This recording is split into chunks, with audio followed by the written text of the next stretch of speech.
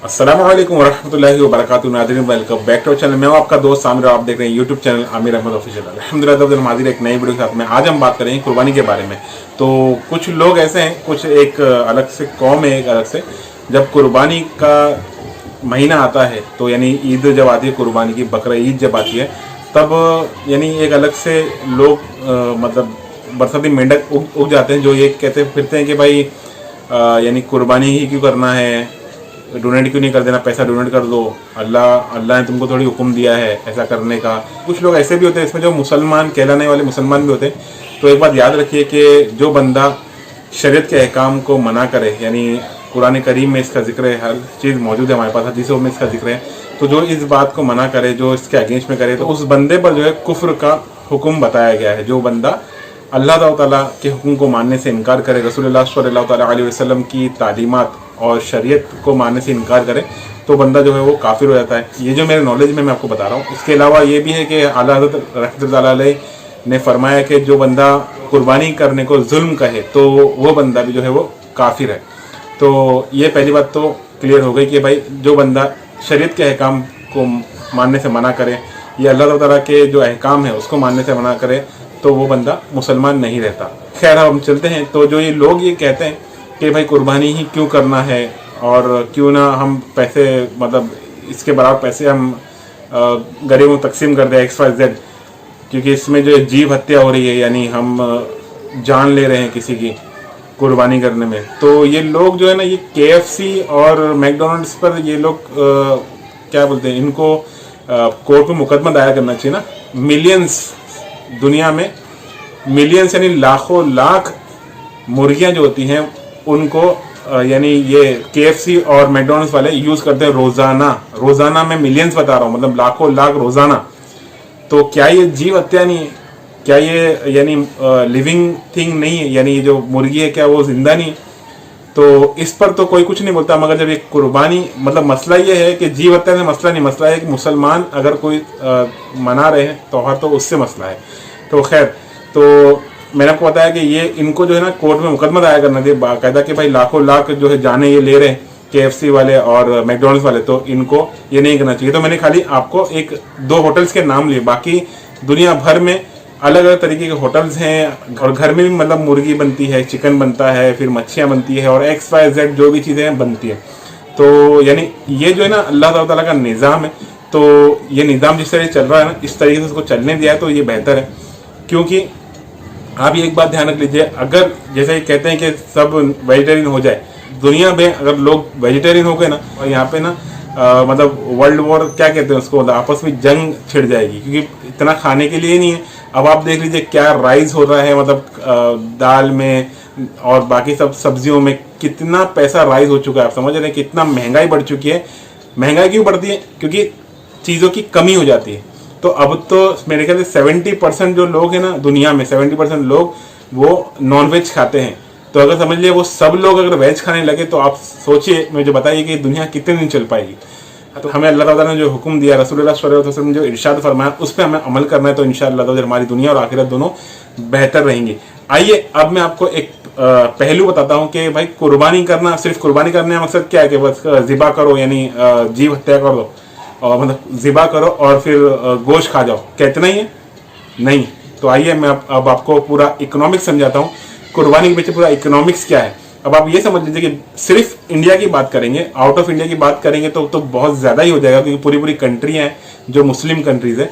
तो अब फिलहाल हम जो है वो इंडिया की बात करते हैं, हिंदुस्तान की हम बात करेंगे। हिंदुस्तान में तकरीबन 20 करोड़ मुसलमान हैं।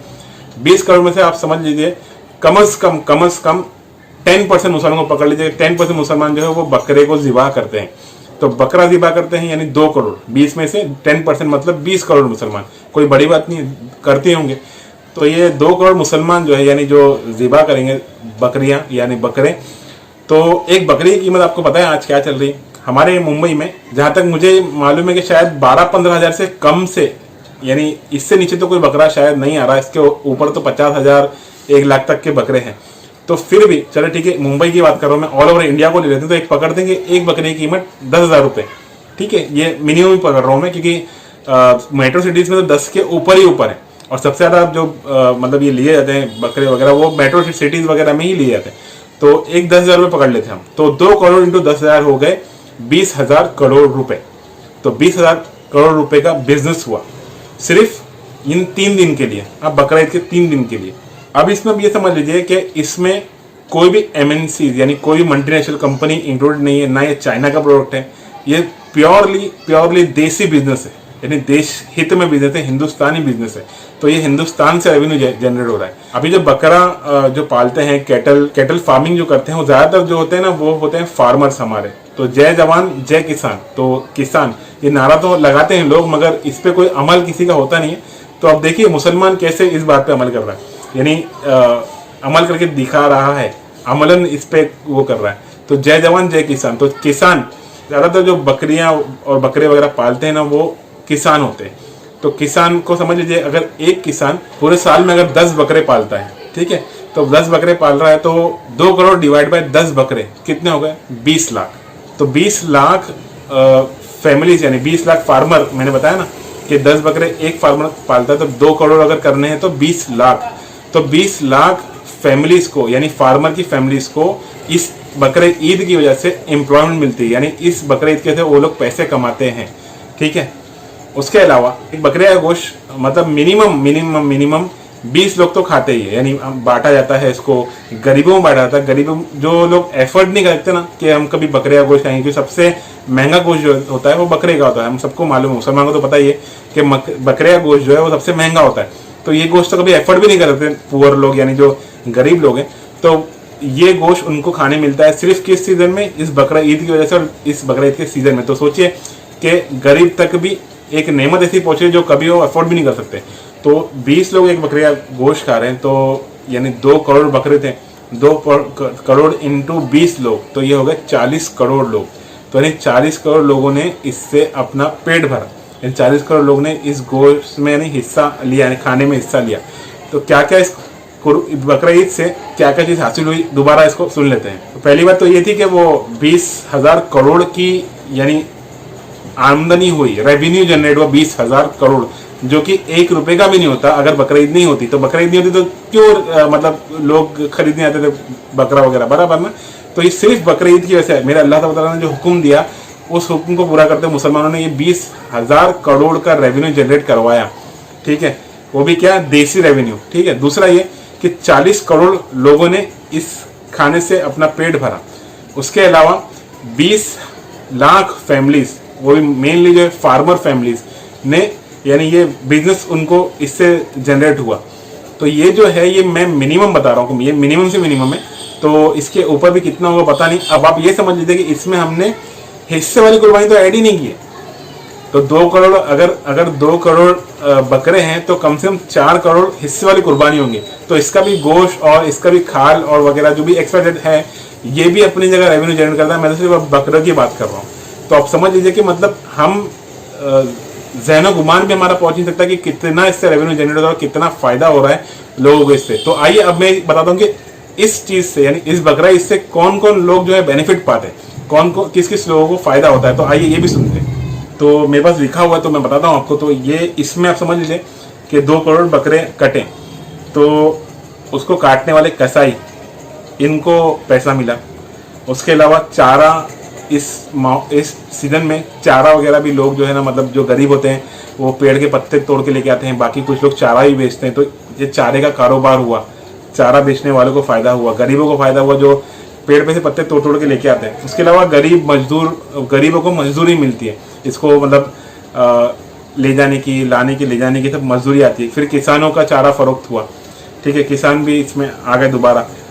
देहाती को मवेशी की अच्छी कीमत मिलती है। तो नॉर्मली जो है कीमत जो नॉर्मली होती है उससे ज़्यादा कुर्बानी में के टाइम में मिलती है, क्योंकि कुर्बानी का जानवर अलग होता है और उसका यानी एक टाइम पीरियड होता है कि हम 1 साल के ऊपर ही कुर्बान यानी जो बकरा है वो कुर्बानी कर सकते हैं। तो उसको इतना पालना पड़ता है, तो उसकी कीमत भी ज़्यादा मिलती है। नॉर्मल जो जानवर होते हैं, नॉर्मल पूरे साल भर में जो कीमत मिलती है उससे ज़्यादा कीमत कुर्बानी के टाइम मिलती है। आइए और आगे, गाड़ियाँ जो दूर भर की गाड़ियाँ आती हैं, यानी ट्रकें आती हैं, गाड़ियाँ आती हैं, फिर वो फरोख्त होता है, यानी बकरे को लेके जा रहे हैं तो रिक्शा में लेके जा रहे हैं। ये सब लोग की, इन सब की इनकम भी इसमें यानी एड ऑन हुई, यानी मैं ये बताना ये मकसद ये है कि कितने लोगों को पैसा मिल रहा है, कितने लोगों को जॉब अपॉर्चुनिटी मिल रही है, कितना रेवेन्यू इससे जनरेट हो रहा है। इसके बाद में ये 2 करोड़ हमने जानवर बताए थे, 2 करोड़, उसके अलावा जो हिस्से वाली कुरानी वो अलग, तो कितना करोड़ों जो है ना खालें जमा होती है, खालें यानी लेदर, तो खालें जमा होती है। और इन खाल जमा होने की वजह से जो बड़ी बड़ी फैक्ट्रीज हैं वो खालों की फैक्ट्री साल भर जो है इनके लेदर बनाती है और इनका लेदरों का सामान बनाता है। और तो इनके मजदूर, जिसमें मजदूर काम करते हैं हजारों की लाखों की तादाद में, तो उनको इसी की वजह से जो है इनको पूरे साल भर इनका घर चलता है। तो आपने सुना कि कितना, यानी इससे मतलब हम हैरान रह जाएंगे कि किस कदर इससे मतलब काम होता है और कैसे रेवेन्यू चल रहा है। अब ये समझ लीजिए कि इन करोड़ों अरबों रुपए को जो ये पूरा घुमा है राउंड, तो रेवेन्यू जनरेट हुआ है, अब ये और खर्चा होगा, फिर मतलब इससे कितना यानी जीडीपी को फायदा होगा और हमारी इंडिया की यानी हिंदुस्तान की एम्प्लॉयमेंट बढ़ेगी। तो हमें हर पहलू को देखना जरूरी है, सिर्फ यही नहीं कि भाई जीव हत्या है ये नहीं करना चाहिए। मुसलमान भी इसमें कुछ है जो भाई ऐसा नहीं करना चाहिए, गरीबों को बांट देना चाहिए। अरे भाई ये इसके पीछे की पूरी हिस्ट्री समझो। ऐसा नहीं है कि मतलब हर जगह पे, यानी आप मुझे बताओ खाली, चले एक बात मैं आपसे पूछता हूँ, क्या एक शायद अटपटी लगेगी बात, मगर एक बात पूछता हूँ कि हम कहते हैं कि भाई प्लांट भी जिंदा है, ट्रीज भी जिंदा है, तो फिर आप जो ये भाजी खा रहे हो तो ये भी तो जिंदा थी ना, तो इसको भी तो आपने काट के खाया ना, ये भी तो जिंदा थी, जब तो उग गई ना ये। तो नॉर्मली ये मैं आपको अभी दिखा दूंगा, स्क्रीन पे आ रहा होगा, तो ये भी लिविंग थिंग में काउंट होती है, प्लांट भी लिविंग थिंग है, तो ये भी तो लिविंग थिंग है, तो इसको भी तो आपने खाया लिविंग थिंग को। उसके अलावा चले ठीक है, आप बोलेंगे भाजी भी नहीं खाता, पत्थर खाता हूँ, तो ठीक है पत्थर नॉन लिविंग थिंग है। बाकी हमने बचपन से कभी क्या पेपर पेन वगैरह, कोई पेपर वगैरह यूज भी नहीं किया, तो ये भी तुमने काटा होगा ना कभी, मतलब ये मतलब काटे हुए का, पेड़ कटे होंगे तो आपने पेपर यूज किया होगा उसका, है ना। अगर आपका दलील ये है कि भाई आप बोलोगे भाई इसकी तो फार्मिंग होती है, बाकायदा फार्मिंग करके हम इसको पैदा करते हैं, तो भाई ये जो बकरा ईद में जो बकरा वगैरह जो हम बेचते हैं, तो इसकी बाकायदा कैटल फार्मिंग ही बोलते हैं इसको, तो उनको भी बाकायदा इसी चीज़ के लिए पाला और बड़ा किया जाता है। इसी तरीके से जो बॉयलर जो मुर्गे होते हैं, तो उनको भी इसीलिए यानी काटने के लिए, खाने के लिए ही बाकायदा इसकी कोई फार्मिंग ही कहेंगे हम, तो इसको भी हम पैदा इसीलिए कर रहे हैं कि इसको काट के खाया जाए, ठीक है। तो ये सब बोलने की बातें हैं, हमें नॉर्मली जो है ना हमें सिर्फ इस पर ध्यान देना है कि ऐसा पॉसिबल ही नहीं है, ये दुनिया का निज़ाम है कि कुछ लोग नॉनवेज खाएंगे, कुछ लोग वेज खाएंगे, ये अल्लाह का निज़ाम है, अल्लाह ताला ने निज़ाम बनाया है, एक साइकिल है। अगर वो साइकिल प्रॉपरली अगर इसको डिस्टर्ब करने की कोशिश करेंगे ना, तो सब कुछ धर्म भरम हो जाएगा और सब कुछ डिस्टर्ब हो जाएगा। कुर्बानी का, बकरे ईद का बहुत बड़ा हाथ है इंडिया के जीडीपी में और इसके डेवलपमेंट में और एम्प्लॉयमेंट देने में। तो हमको यानी अल्लाह ताला ने ऐसा निज़ाम बनाया अल्लाह के फजल से अल्हम्दुलिल्लाह कि बस अकल हैरान रह जाएंगी हमारी। हम सिर्फ ये ध्यान रखें इस चीज़ को, मतलब ये चीज़ ध्यान में रखें कि कुर्बानी इसी का नाम नहीं है कि भाई बकरा लिया, काट दिया, गोश्त खा लिया, नहीं। अल्लाह ताला ने किसी चीज़ का अगर हमें हुक्म इरशाद फरमाया तो उसके पीछे बहुत सारी यानी हिकमत अल्लाह ताला से ज़्यादा किसकी होगी, सबसे बढ़कर हिकमत वाला है अल्लाह ताला। तो उसकी हिकमत वो जाने कि उसने क्यों किया है। हम तो बस अल्लाह को मानते हैं, रसूलुल्लाह सल्लल्लाहु अलैहि वसल्लम की बात पर अमल करने वाले हैं। हमें आँख बंद करके जो रसूलुल्लाह सल्लल्लाहु अलैहि वसल्लम ने इरशाद फरमाया हमें उस पर अमल कर लेना है। बस यही मतलब एक्चुअल मुसलमान का एक फ़र्ज़ है कि अल्लाह ताला ने जो इरशाद फरमाया, जो हुक्म दिया, उसको हमें आँख बंद करके फॉलो कर लेना है। तो उम्मीद करता हूँ आपको वीडियो समझ में आया होगा। पसंद आया होगा अगर वीडियो तो उसको लाइक कर दीजिएगा, चैनल को सब्सक्राइब कर दीजिएगा और इसको शेयर भी कर दीजिएगा। अगर कोई ऐसा बंदा है भाई जो बोलता हो आपको भाई कुर्बानी क्यों करते हैं, तो शायद उसको समझ में आ जाए बात। खैर आज के लिए इतना ही, मिलेंगे इंशाल्लाह तो अगले वीडियो में। अस्सलामु अलैकुम वरहमतुल्लाहि वबरकातुहू।